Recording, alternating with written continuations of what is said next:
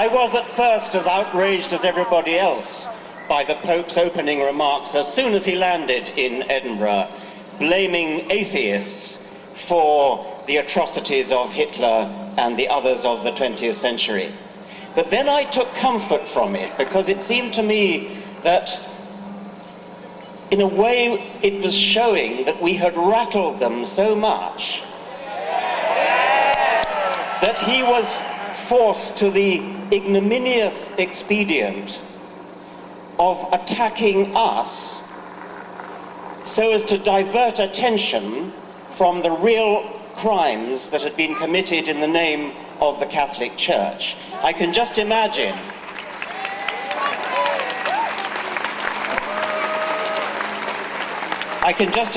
the discussions in the corridors of Vatican power. How are we going to distract them from buggering boys? And the answer came, why don't we attack secularists? Why don't we attack atheists? Why don't we blame them for Hitlerism? Hitler, Adolf Hitler, was a Roman Catholic. He was baptized, he never renounced his baptism. The figure of 5 million British Catholics is presumably obtained from baptismal figures.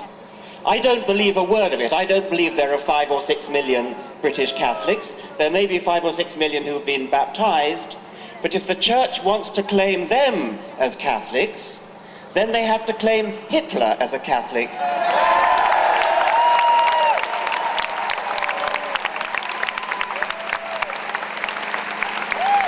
At very least, Hitler believed in a personified providence.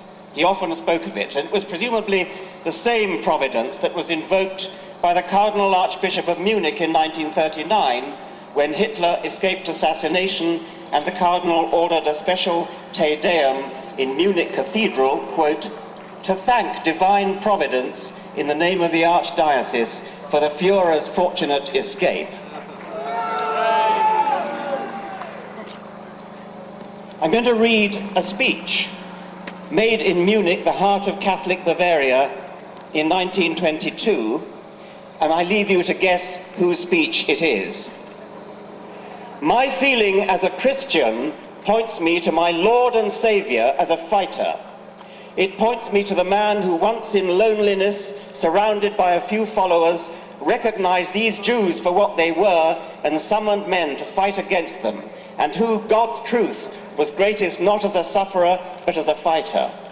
In boundless love as a Christian and as a man, I read through the passage which tells how the Lord at last rose in his might and seized the scourge to drive out of the temple the brood of vipers and adders. How terrific was his fight against the Jewish poison. Today, after 2,000 years, with deepest emotion, I recognize more profoundly than ever before the fact that it was for this that he had to shed his blood upon the cross. That was one of numerous speeches by Adolf Hitler, passages in Mein Kampf, where Adolf Hitler invoked his own Roman Catholic Christianity. No wonder he received such warm support from within the Catholic hierarchy of Germany.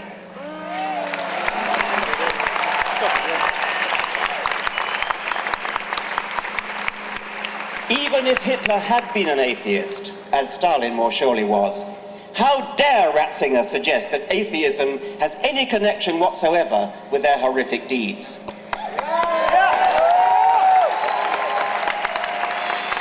Any more than Hitler's and Stalin's non-belief in leprechauns or unicorns, any more than their sporting a moustache along with Franco and Saddam Hussein. There is no logical pathway from atheism to wickedness, unless, that is, unless you are steeped in the vile obscenity at the heart of Catholic theology. I refer to the doctrine of original sin.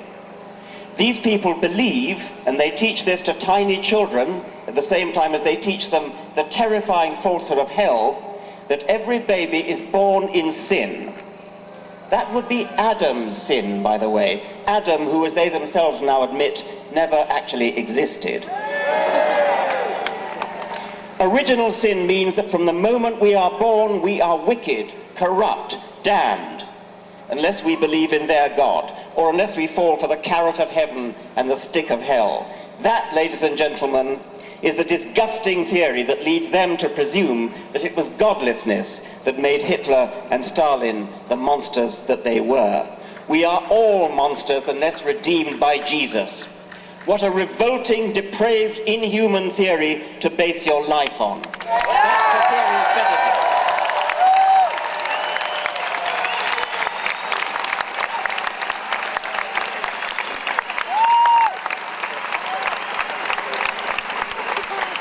Joseph Ratzinger is an enemy of humanity. He's an enemy of children whose bodies he's allowed to be raped and whose minds he is encouraged to be infected with guilt. It's embarrassingly clear that the Church is less concerned with saving child bodies from rapists than with saving priestly souls from hell, and most concerned with saving the long-term reputation of the Church itself. He's an enemy of gay people, bestowing on them the sort of bigotry that his church used to reserve for Jews before 1962. He's an enemy of women, barring them from the priesthood, as though a penis were an essential tool for pastoral duties.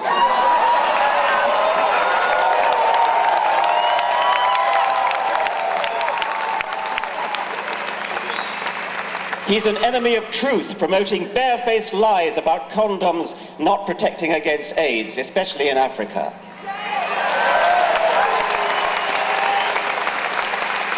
He's an enemy of the poorest people on the planet, condemning them to inflated families that they cannot feed, and so keeping them in the bondage of perpetual poverty. A poverty which sits ill beside the obscene wealth of the Vatican. He's an enemy of science, obstructing vital stem cell research on grounds not of true morality, but of pre-scientific superstition.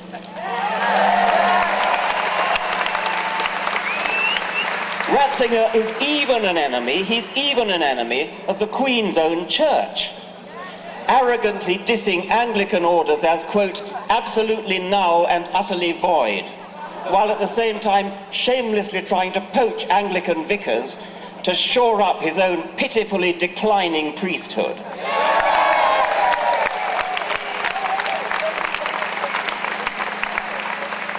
Finally, perhaps of most personal concern to me, Ratzinger is an enemy of education.